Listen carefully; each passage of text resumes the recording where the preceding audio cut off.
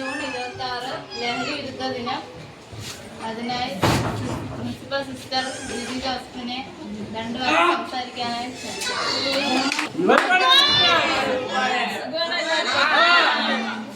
ദിവസത്തിന്റെ പ്രത്യേകത എന്താണ്?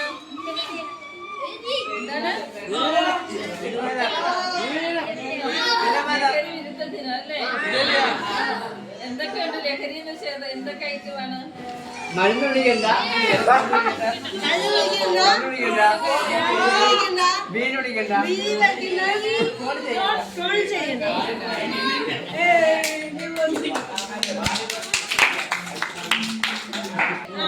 നമുക്ക് ആരോഗ്യം തരുന്ന നല്ല കാര്യങ്ങളാണ് നമുക്ക് ഊർജ്ജം നൽകുന്നത്.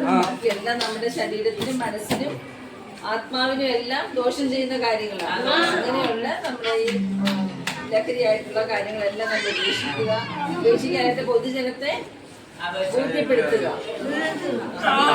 അടുത്തുള്ള ഒരാളിലൊക്കെ മദ്യപിക്കുന്നവരെ വീടുപിടിക്കുന്നവരൊക്കെ ഇല്ലേ, അവരോടൊക്കെ ചെന്ന് പറയുക സിഗരറ്റ് ഒന്നും വലിക്കരുത്, മദ്യപാനൊന്നും പാടില്ല പറഞ്ഞു കൊടുക്കുക.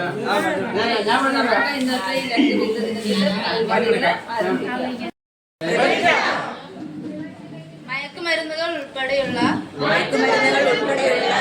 നിയമവിരുദ്ധ ലഹരി പദാർത്ഥങ്ങൾ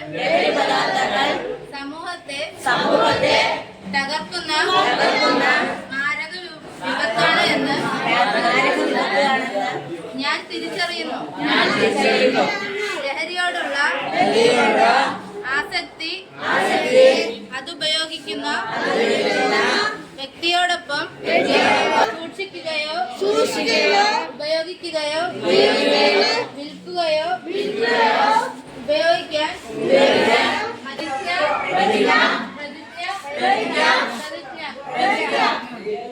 ഇന്ന് ജൂൺ 26 ലോക ലഹരി വിരുദ്ധ ദിനം.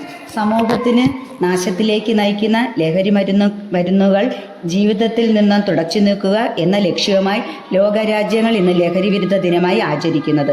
യുവതലമുറകൾക്ക് ഇന്ന് ഏറ്റവും കൂടുതൽ ലഹരി പദാർത്ഥങ്ങൾക്കും മയക്കുമരുന്നുകൾക്ക് അടിമകളാണ്.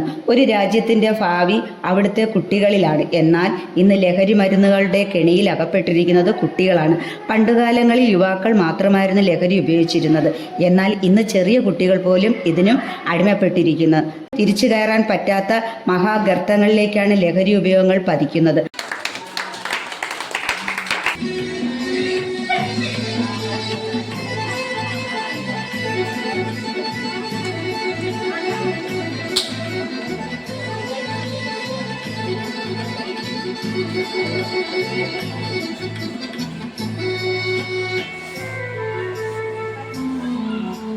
ശിരസ്സുയർത്തി പറയുക ലഹരി കടിപ്പിടിൽ, ശിരസ്സുയർത്തി പറയുക ലഹരി കടിപ്പിടിൽ.